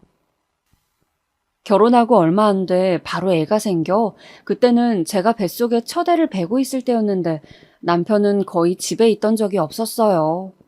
그 바람에 너무 외로웠습니다. 남편은 사업이 잘 돼 이때를 놓치면 안 된다며 나중을 생각해서라도 자기가 더 열심히 일해야 한다고 했고요. 그렇게 몇 달에 한 번 남편을 보던 와중 첫째 애를 출산했을 때야 다시 그리운 남편과 재회할 수 있었는데 눈물부터 나더라고요. 그리고 그간 참고 있었던 저는 남편에게 한 가지를 부탁했어요. 아이도 낳았고 하니 이젠 좀 출장 가지 말고 집에 있으면 안 되냐고요. 혼자 있으니 너무 외롭고 힘들었어요. 그냥 돈 좀 덜 벌어도 되니까 집에 있으면 안 돼요? 근데 남편은 제 말에 길게 한숨을 내쉬더니 그건 안 된다고 하더라고요. 자기가 그러면 우리 집 살림은 누가 책임지냐면서요. 그러더니 그리 외로우면 시댁에 들어가 사는 게 어떻겠냐 말하더라고요. 시댁을요? 우리 부모님이 애기도 잘 봐줄 거고 당신도 잘 대해줄 거야. 전번에 어머니가 당신 들어오는 게 어떻겠냐고 말씀도 꺼내셨어. 시부모님이 그때까진 무섭고 불편한 존재였기에 그건 좀이라고 말하며 말끝을 흐렸지만 남편은 자기 자리를 그렇게라도 메워주고 싶은 건지 제게 계속 시댁에 들어가 살라 말했어요. 거기다 시부모님까지 이 얘기를 들었는지 남편이 다시 떠나자 여자 혼자 집에 있으면 위험하다고 무섭게 말씀하시더군요. 처음 몇 번은 거절을 했지만 그것도 한두 번이지 시부모님의 부탁을 마냥 거절할 순 없는 노릇이라 어쩔 수 없이 들어가 살게 되었죠. 하지만 시댁 들어가니 다시 외로워도 좋으니 돌아가고 싶을 정도로 생활이 고단하고 퍽퍽했습니다. 시부모님은 그저 저를 한낱 종으로 대했는데 그 정도가 어느 정도였는지는 말할 길이 없습니다. 한겨울에 아이 없고 얼음띤 물에 시누이부터 시작해 온갖 시댁 식구들 빨래를 하는 건 일상이었고 삼시세끼도 모자라 5끼를 차려내야 할 때도 있었습니다. 그것도 늘 10첩 이상의 밥상으로요. 남편 집안이 여유로웠기에 따로 일하시는 아줌마도 있었는데 시어머니는 며느리가 되어서 그럼 놀고 먹을 생각이냐며 엄하게 호통치시곤 하셨습니다. 거기다 시누이 성질머리도 보통이 아니었던지라 이 모든 집안 사람들 성격 맞춰가며 일하다 보니 어느새 저는 없어지고 그저 누군가의 며느리만 남아있더군요. 거기다 명절날 어쩌다 그리운 친정에 가려 하면 그것도 그렇게 눈치를 주시곤 했습니다. 네 집은 참 꼬박꼬박 간다. 거기 가는 게 그리 좋으니? 금방 올게요, 어머님. 갔다가 괜히 내 아들 고생시키고 그러지 마라. 아무래도 일하느라 힘든 애야. 네, 어머님. 아유, 엄마도 참. 이제 들어가세요. 남편이 겨우 말려 집에 들여보냈었기에 망정이지 따라오기라도 할 기세였습니다.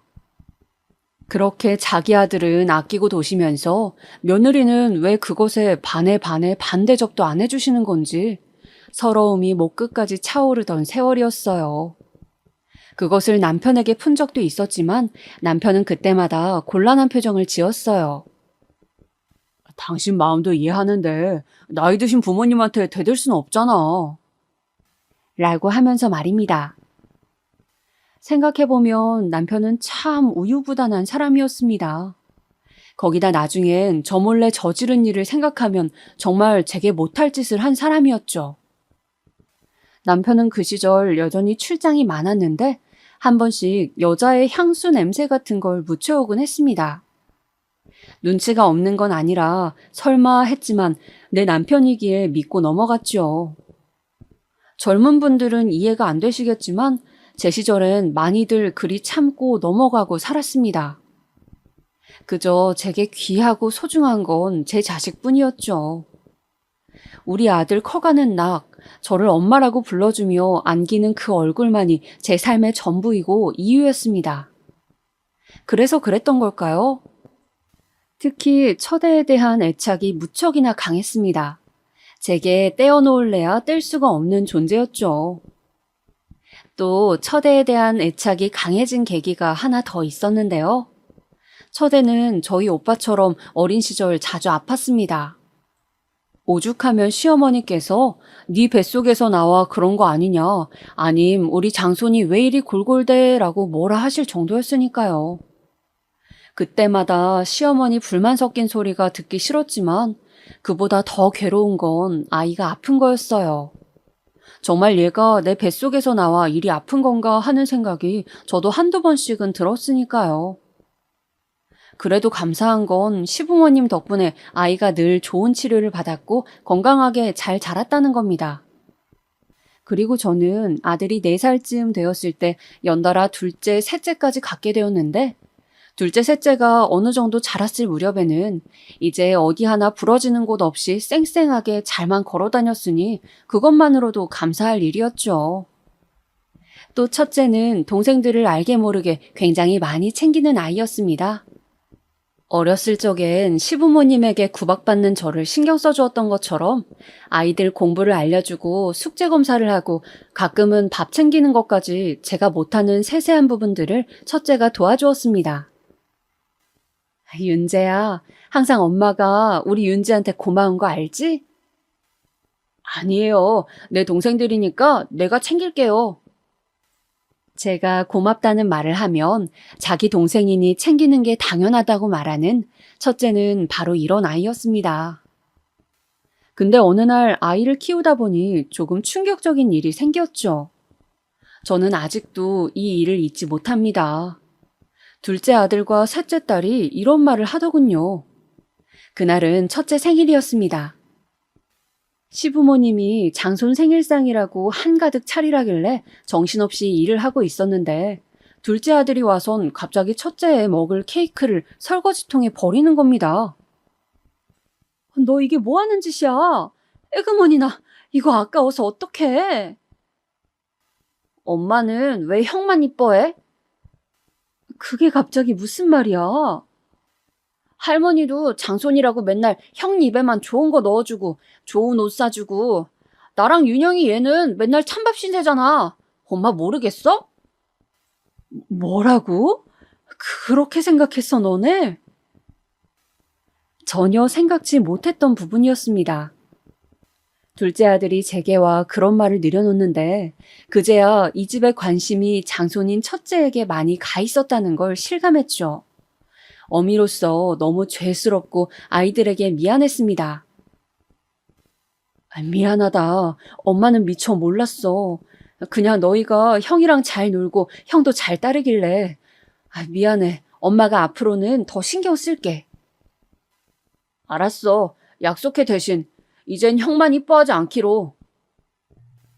다행히 아이들이 그 후에 마음을 풀어주었지만 그 뒤로 저는 작은 거 하나에도 신경 썼던 것 같습니다.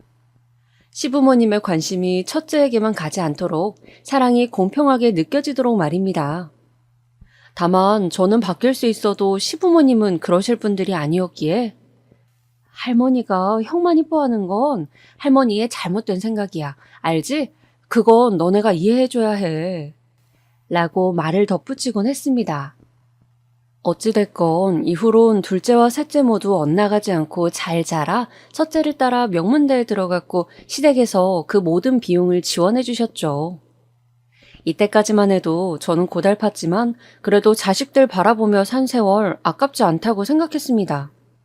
외려 잘 자라주어 고맙다고 생각했어요. 그런데 불행은 한순간에 찾아오는 것이더라고요. 시작은 남편이었어요. 언젠가부터 제 눈을 피하며 대화를 하지 않으려 하던 남편이 어느 날은 잔뜩 술에 취해 집에 들어와선 대뜸 이혼을 요구했습니다. 야, 우리 이제 살 만큼 살지 않았냐? 그만 이혼하는 게 어떠냐? 여보, 그게 갑자기 무슨 소리예요? 이혼이라뇨, 갑자기 무슨... 나 사실 같이 살고 싶은 여자가 생겼다. 미안하다 정말. 나도 많이 생각해봤어. 근데 더는 안 될 것 같아. 우리 이만 갈라서자. 손이 부들부들 떨려왔습니다. 내가 뭐 때문에 지금껏 이 시집살이를 참고 살아왔는데 당신 하나 보고 자식 키우며 살았는데 지금 이제 와서 다른 여자 생겼다며 가정을 깨트리자니 당신 미쳤어요? 알아, 다 알아. 위자료 넉넉히 챙겨줄게. 그러니까 헤어져 주라 부탁할게. 아니요, 그것만은 절대 못 해줘요. 절대 안 돼. 내가 왜 해줘야 해? 못 들은 걸로 할게요. 그렇게 말하고 돌아섰지만 눈물이 후두둑 흘렀습니다. 아이들이 대학 가고 난 후 홀로 시부모님 모시며 살던 시기 벼락같이 찾아온 이 일은 제 마음을 무너뜨리고 또 무너뜨렸습니다. 참 어찌 사람 마음이 이렇게 얄팍할 수 있는지. 날 외롭게 하긴 했어도 우리 아이들한테 충실하고 가정을 살피는 사람이라고 생각했는데 모두 저만의 착각이었습니다. 다음날 남편이 마음을 고쳐먹고 술 취해 한 말이니 잊어달라며 용서해달라고 했지만 그 상처는 평생의 상처가 되었습니다. 거기다 남편이 또 바람필 거란 보장이 없는 것도 아니었죠. 그 후론 남편과 대면대면 말도 거의 섞지 않고 지냈던 것 같습니다. 어차피 원래 얼굴도 잘 안 보던 남편이었으니 딱히 불편할 것도 없었어요. 하지만 가끔 남편에게서 전화가 올 때마다 들려오는 여자 목소리는 우라통을 치밀어 오르게 했죠. 남편은 여전히 바람을 피고 있는 게 분명했으니까요. 그러던 어느 날 저는 또 한 번 청천벽력 같은 일을 맞이하고 이 일로 시어머니까지 쓰러지시게 되는데요. 여느 때와 다를 바 없는 평범한 날이었는데 불길하게 울려오는 전화기를 둔 순간 충격적인 내용이 들려왔습니다. 시부모님과 함께 병원으로 불이 나게 뛰어갔는데 남편과 낯선 여자가 응급실에 누워 있더라고요. 심하게 다친 쪽은 남편 쪽이었어요. 아니, 이게 어찌된 일입니까? 두 분이 동승한 상태였고 건너편 트럭 운전수가 음주운전을 한 것으로 보입니다. 저는 본능적으로 이 여자가 남편의 상간녀라는 걸 알 수 있었습니다. 나중에 사실을 확인해 보니 남편은 그날 이 여자와 함께 시댁 소유의 별장으로 향하던 길이었고 둘만의 밤을 보내려 했던 모양이었어요. 하지만 가던 길 사고를 당해 그렇게 가버린 것이죠.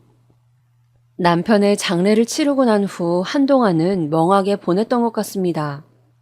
시어머니도 병원에 있는 상황에서 제가 무엇을 해야 할지 모든 게 막막했습니다. 옆에서 위로해주던 아이들이 없었더라면 더 혼란스러웠을 겁니다. 허나 그 와중에도 해야 할 일이 있었어요. 재산이 제게로 모두 넘어온 상황이라 일단은 그것부터 처리를 해야 했어요. 어떻게 할까 고민을 하다가 저는 이것을 모두 큰애에게 넘기기로 했습니다. 당시 사회에 나가 일을 하고 있는 사람은 큰애뿐이었던지라 재산을 받으면 알아서 동생들에게 나누어주고 챙겨줄 거라고 생각했으니까요. 하지만 이것이 얼마나 큰 재앙이 될지 그 불길함을 느낀 것은 불과 한 달 후였어요. 큰아들은 재산을 받자마자 저에게 일말의 통보도 없이 그냥 미국으로 날아가 버렸습니다.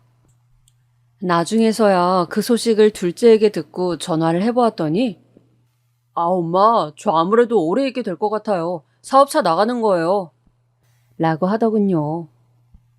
그래? 알겠다. 대신 몸 조심하고 타진이 음식도 함부로 먹으면 안 돼.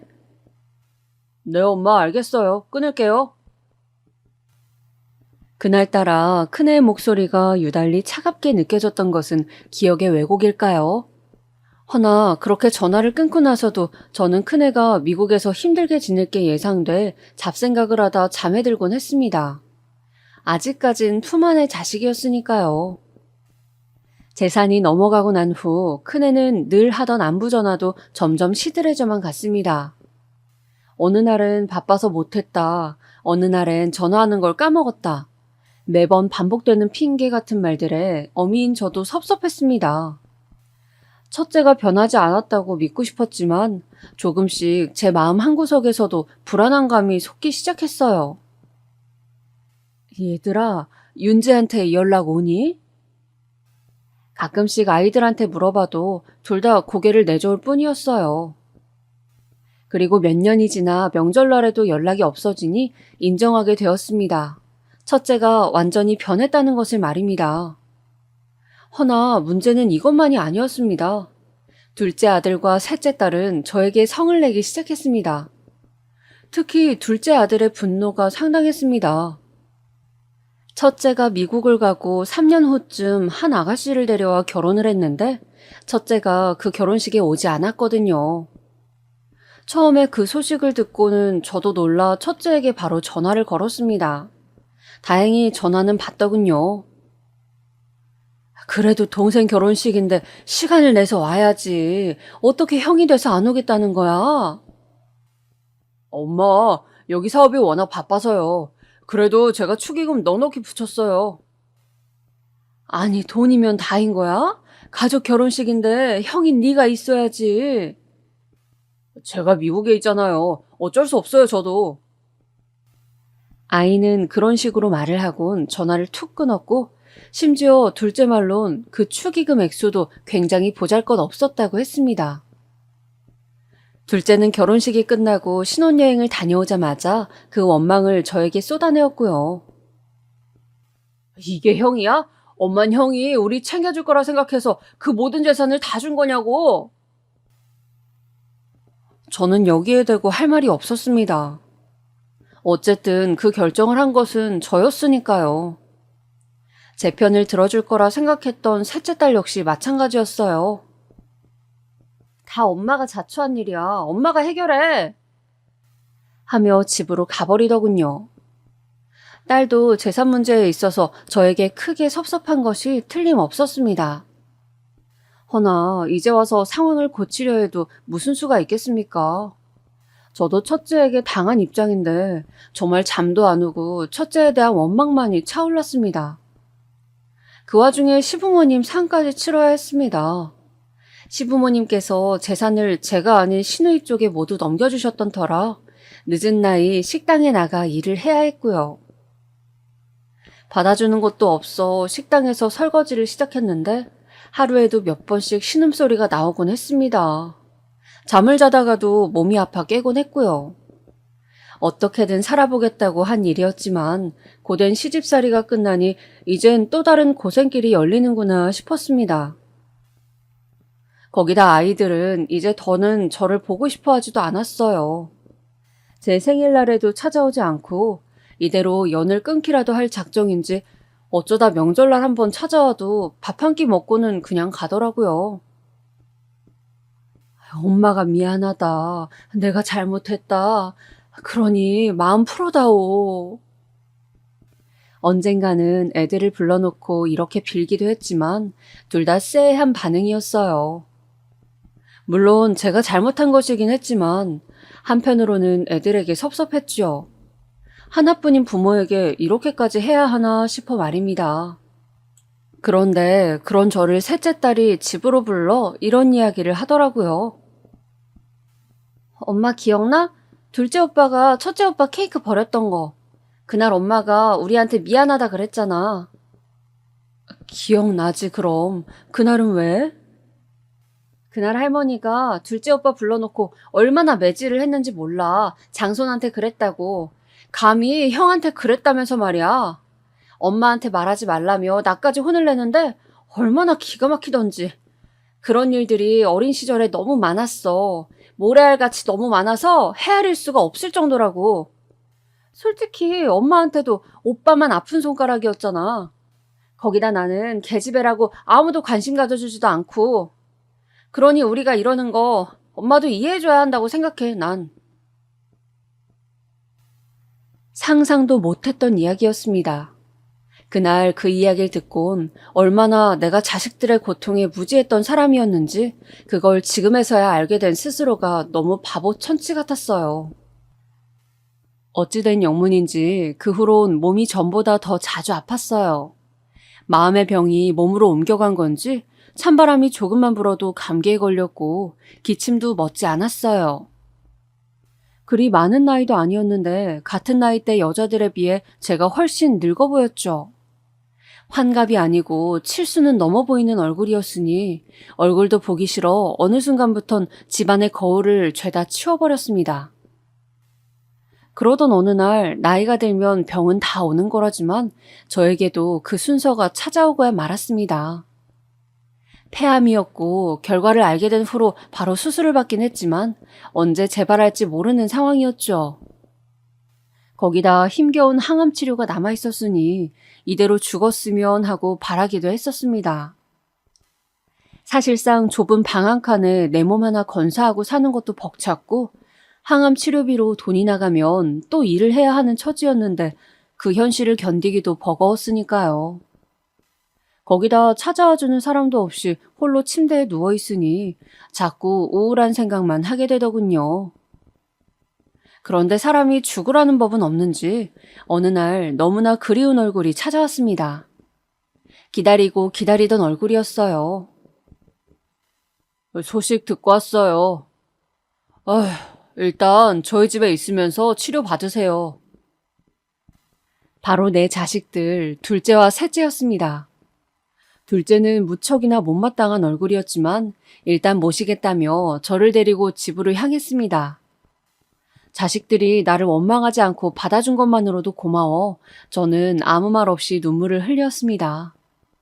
완전히 용서해준 거라고 생각지 않았지만 갈데 없는 부모를 내버려두지 않았다는 사실 하나만으로도 감격스러웠어요. 그런데 그 와중에 며느리 얼굴이 눈에 밟혔습니다. 며느리는 내내 불만스러운 얼굴로 입술을 툭 내밀고 있었거든요. 아무래도 저를 데리고 오는 걸 며느리는 많이 반대한 모양이었습니다. 허나 그걸 생각할 겨를도 없이 집에 도착하니 아들이 기막힌 소식을 하나 전해주더군요. 엄마, 첫째 형 한국 들어온 거 알아요? 나도 몰랐는데 윤영이가 그러더라고요. 근데 웃긴 게 형한테 어제 가서 돈 좀 빌려달라 했더니 뭐라는 줄 아세요? 자기 돈 없대요. 그러면서 그 비싼 아파트는 어떻게 산 건지. 그리고 앞으로 자기한테 돈 빌려달라고 할 거면 연 끊잖아 뭐라나. 나는 진짜 형 이런 모습 볼 때마다 이가 갈려요. 그랬니? 아들이 그 말을 하는데 저절로 고개가 숙여지더군요. 죄인이 된 것 같아서요. 며느리는 옆에서 대놓고 한숨을 푹 쉬며 고개를 절레절레 흔들고 있고요. 그때부터 느낌이 썩 좋지 않았습니다. 역시나 둘째네 집에서 살게 되니 또 다른 고생길이 기다리고 있더군요. 둘째 며느리 때문이었어요. 둘째 며느리가 성격이 강했습니다. 그리고 둘째에게 들은 이야기가 있어서인지 저를 대놓고 싫어했어요. 처음에는 제가 항암 치료로 힘들어하니 별 얘기를 못했지만 몸이 좀 나아지자 이것저것 부탁하기 시작했습니다. 어머니, 저 오늘 잠깐 일 나가봐야 하니까 저녁 좀 만들어 놔주세요. 그러실 수 있죠? 그래. 언제 돌아올 거니? 그것까지 알아서 뭐 하시게요. 몰라요. 저녁 늦게나 되어서 와요. 둘째 며느리는 둘째가 차린 회사에서 같이 일을 하고 있었는데 아이를 안 낳고 둘끼리만 살고 있었습니다. 저야 당연히 손주가 하나라도 있는 게 좋았지만 나에게 원망 많은 자식이 그런 선택을 하겠다는데 반대할 수도 없었죠.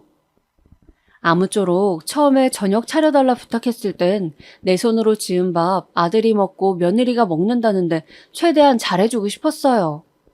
힘든 몸 이끌고도 이것저것 반찬을 만들고 국찌개 끓여서 꼭 상에 내어놓고 그랬어요. 근데 어느 순간부터는 며느리 부탁이 무리하게 늘어가더군요. 제가 감당치 못할 정도로 말입니다. 어머님, 빨래는 하셨죠? 빨래 꼭 하셔야 해요. 지금 해야 내일 마르니까요. 그리고 밥 드시면 설거지 꼭 하시고요. 몸이 다 나은 것도 아닌데 모든 집안일을 저에게 맡기니 퍽 힘들었습니다.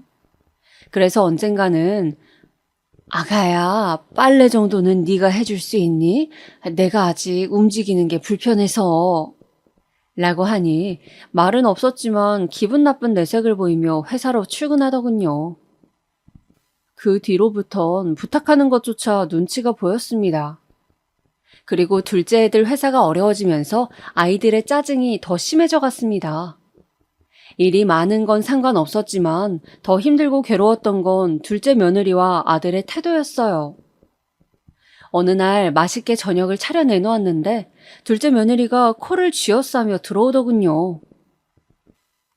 이게 도대체 무슨 냄새예요? 어머니, 청국장을 끓이실 거면 창문이라도 열어놓으셔야죠.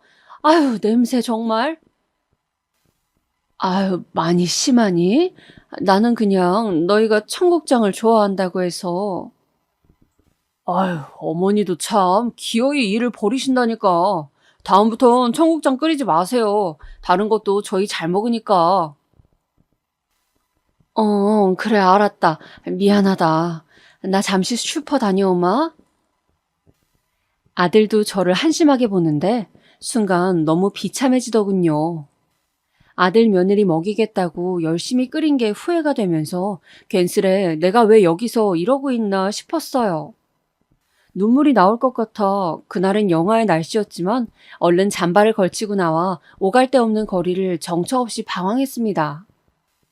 셋째 딸에게 전화라도 해볼까 싶었지만 반기지도 않을 것 같아 그냥 공원 벤치에서 몸을 웅크리고 추위에 떨다 돌아왔죠.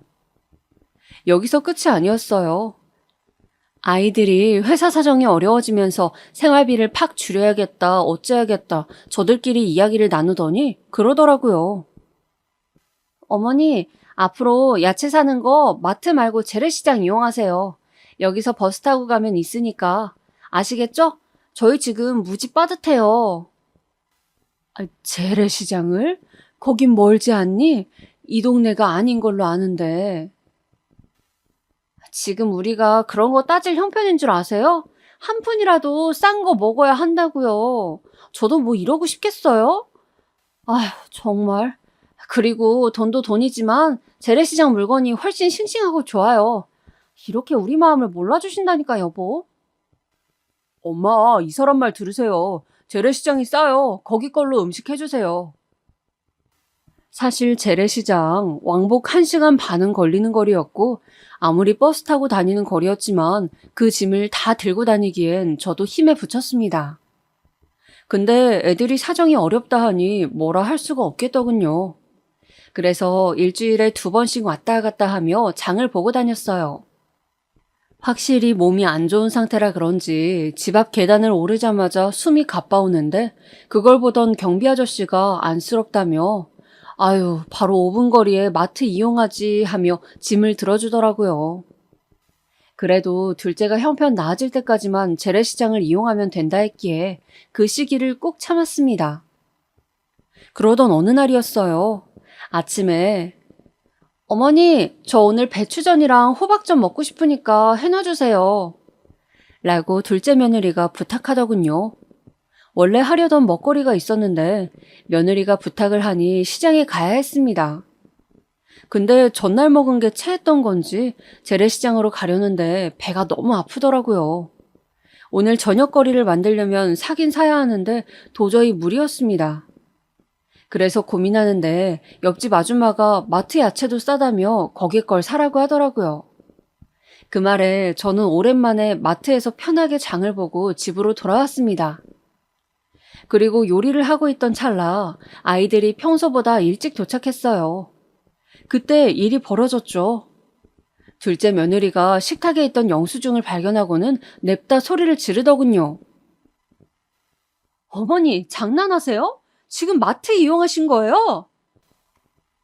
아유, 그게 말이다. 내가 배가 아파서 원래는 나도 시장 가려 했지. 근데 상황이 안 됐다. 미안하다. 오늘은 네가 이해 좀 해다오. 고작 배 아프시단 이유로 마트를 가셨다고요? 우리는 쇠가 빠지게 일을 하고 왔는데 어머니는 몸 편하게요? 도대체 머리는 왜 들고 다니세요? 힘들게 일하는 가족 생각 안 하세요? 얘야, 아무리 그래도 말이 너무 심하지 않니? 뭐가 심해요? 자식한테 버림받지 않고 데리고 살아주면 고마운 줄 알아야지. 어딜 돈을 싸지르고 다녀요? 너무나 충격적이었습니다. 내가 첫째에게 재산 준 벌이 이렇게 큰 것이었나 하는 생각이 들며 눈물이 떨어지는데 둘째는 그걸 보면서도 가만히 있더라고요. 며느리는 계속해서 고함을 지르고요. 결국 어쩔 수 없이 둘째네를 뛰쳐나와야 했습니다. 그리고 셋째 딸 집으로 향했어요. 제가 알고 있는 유일한 주소지가 거기였으니까요. 딸은 절 보더니 조금 놀란 얼굴로 엄마 여긴 웬일이에요 하고 묻더군요. 그래서 저는 이런저러한 일이 있었다며 모든 일을 털어놓았습니다. 말하는 중간중간 눈물이 왈칵 올라와 흐느낌을 주체하지 못했죠. 근데 제 편을 들어줄 줄 알았던 마지막 동아줄 같던 딸은 모든 이야기를 들은 후 냉정한 어투로 엄마, 그래서 뭐 저보고 어떻게 해달라는 거예요? 라고 하더군요. 아니, 그게 어찌 해달라고 하는 게 아니고 나는 내가 전번날에도 말하지 않았어요? 오빠가 이러는 이유 엄마도 대가는 치르셔야죠. 저는 더 할 수 있는 게 없어요. 그러니 저한테 와서 머리 아프게 이러지 마세요. 솔직히 말해서 엄마가 한 짓 생각하면 당해도 싸요. 뭐라고? 들으셨잖아요. 애 아빠 올 시간 됐어요. 나가주세요. 그 길로 저는 딸내의 집에서도 내쫓기고 말았습니다. 저는 요즘 삶에 대한 아무런 의욕도 느끼지 못하고 있습니다. 그저 찜질방에서 하루하루 연명하듯 살아가고 있는데 암이 재발하든 뭐가 됐든 간에 하늘이 내 목숨을 스스로 거두어 가셨으면 좋겠다고 생각할 뿐이에요. 그래요. 아이들 말대로 저에게도 책임이 있습니다. 그러니 뿌린 대로 거두는 거겠죠? 하지만 마지막으로 여러분들에게 묻고 싶습니다. 제가 정말 그렇게 죽을 죄를 지은 것입니까?